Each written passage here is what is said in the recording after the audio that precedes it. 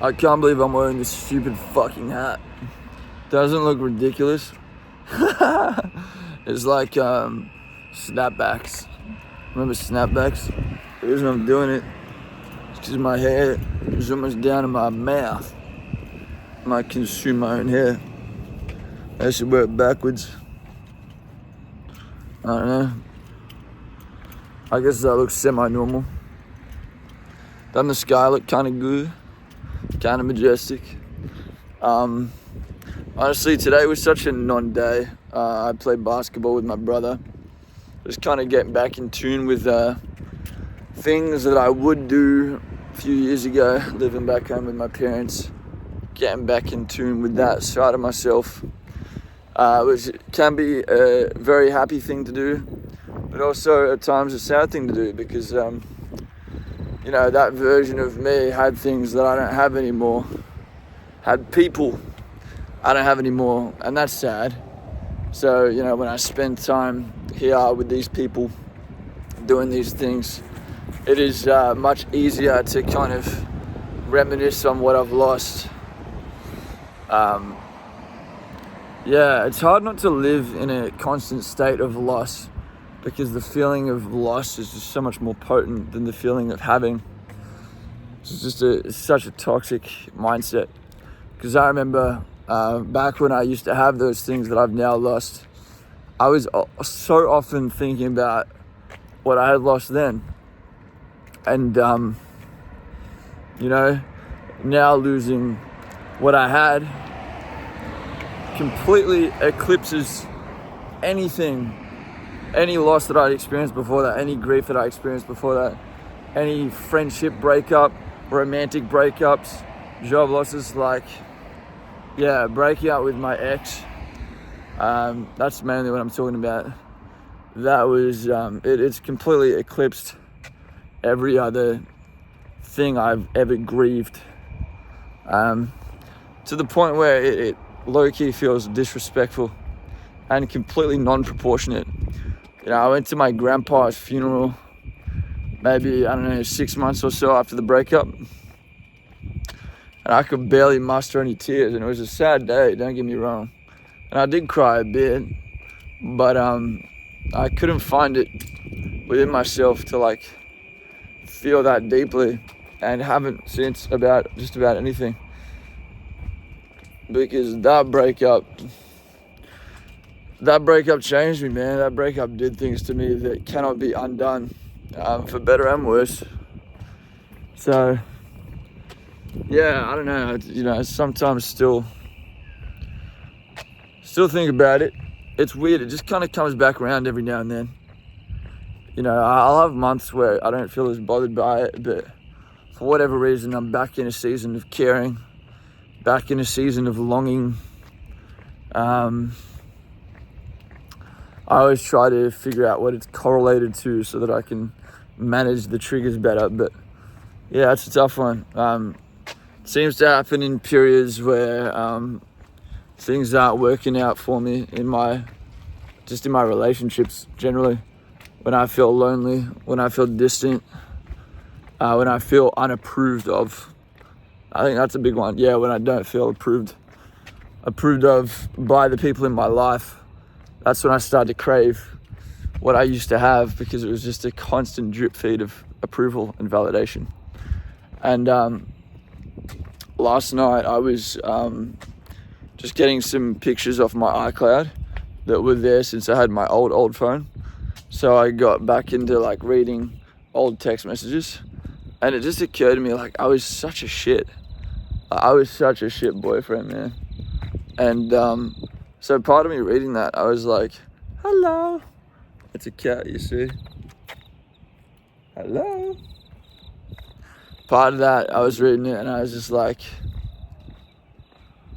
happy that she left me. Objectively speaking, looking at this from above, he wasn't what she, he wasn't it for her. And so she broke up with him cheated on him and kind of put him in a position to break up with her, whatever, to be with someone else. And I can't even be mad at that in a way. I look back on that and I'm just kind of mad at myself that I couldn't be better. That's where I was at. Like, that was honestly the best I could do at the time. And I just look back and I'm like, bro, this guy needs therapy. It's crazy, man. I was grilling her for like only responding immediately to messages that like were interested her, but not responding immediately to messages that mattered to me. But it was like just so nitpicky, and like maybe, yeah. And the other thing about this too is like I'm not healed from that. Like I don't feel like that now because there's no one to feel like that with. But I know damn well that if I was back in another close situation, that side of me would come out again. So it was a reminder that I need to do more work before I get back involved with someone. Because yeah, there's just that side of me that I get so close to people that I put so much pressure on them. I put so much pressure on them to be my everything, to like soothe me, to soothe my shit, to soothe my lack of self-worth. And it's just so unfair on them. And they can never actually live up to what I want them to be. So in a way, I never actually knew her, you know, this person that I grieve. I don't even know who, like, I'm grieving the idea of her. Like, I grieve, like, that she was playing a role in my life because I needed her to. I kind of like, yeah, just like mushed her into all of these holes in myself. Just mushed her to fill all the holes. So because of that, I never actually like loved her. You know, like for real, for everything she was. And then, so yeah, by extension, did I ever even know her? I don't know, because it's like, when you're only with someone for what you can get out of them, you just experience the two-dimensional version of them. It's just like, I live to serve. It's fucking gross, dude. It's so fucking pathetic. I'm still mad at myself. Anyway, yeah, so I'm like, damn, like, all right, who was she really then? Like, outside of who I made her be, you know, to make me feel better, who was she? What was she aspiring towards? This isn't actually, this whole mental exercise I'm doing isn't actually about her. Like, obviously it's learning from her, but it's in the pursuit of just being a better person, being someone that actually isn't dependent on people, doesn't need people, isn't codependent on people, and therefore can actually love and admire the people in my life for who they organically are, not who I force them to be, not what I force them to represent, you know, in lieu of my own shortcomings. So yeah, that's kind of like the big consideration, the big learnings from that experience. So it was worth it, you know. Damn, man, when I walk around this area, you guys must think I'm rich. It looks so good on camera. I don't know, it's like obviously nice, I guess, but we could go 20 minutes closer to the city and then we would see real wealth. It's just like suburbia, but it is nice. At least the houses look unique to each other. Whatever. Who cares about that shit? When you experience bad grief like that, I think the worst part about it is it takes a complete monopoly on your entire capacity to care. You know, like a meth addict or any kind of addict, you know, you pump your body with such extreme feeling, good or bad, just extreme sense, and all of a sudden it just completely overshadows anything else you can experience. That's what I mean. I haven't been the same since. My capacity to care about shit is just not there anymore, man. I remember in the relationship we used to try and take breaks because I knew this. I kind of knew this stuff. I was on the way to knowing this stuff, but it didn't fully register within me on the deepest level. I kind of rationally knew it. Oh, I know I could treat you better. I know that I'm toxic. I know that, I need therapy, blah, but I wasn't actually living it. Damn, man, it really depends how vulnerable I want to get on here. I'll sleep on that. But I just wish, like, when we had taken those breaks, that I had have actually committed to it for longer, because of the nature of the dynamic. It was like just never able to commit to it, just codependent, completely codependent. So we'd be away from each other for like a week, and then someone would message someone, she wanted cuddles to feel all safe and all right, and I wanted to have sex because that made me feel all right, and that gets frowned upon, that gets judged, and that looks shallow compared to hugs. But it really is it's just endorphins, man. They're all endorphins. They're all needing to be validated. They're all in some way or another needing to feel safe. It's just different. It's men and women, and we have different hormones. And but at the end of the day, we're both using each other. And I'm completely aware of the fact that I was being used in some ways too. Because the truth of the matter is, if we were both angels not using each other, then like the person who was such an angel would have broken up with the other person a lot sooner. You know what I mean? If one person was as bad as me and the other one was a true angel, I don't think it would have gone for 5 years, man. There was definitely codependency on both sides. Definitely like loving the idea of people, but not loving the person. Definitely that happening. There were definitely times where it became obvious to me that like I wasn't being loved for what I was in the present moment. That she I don't know how I had a better sense of it back then, so I'm trying to tap into it now. But she didn't actually want to be a girlfriend. She just wanted to have a boyfriend.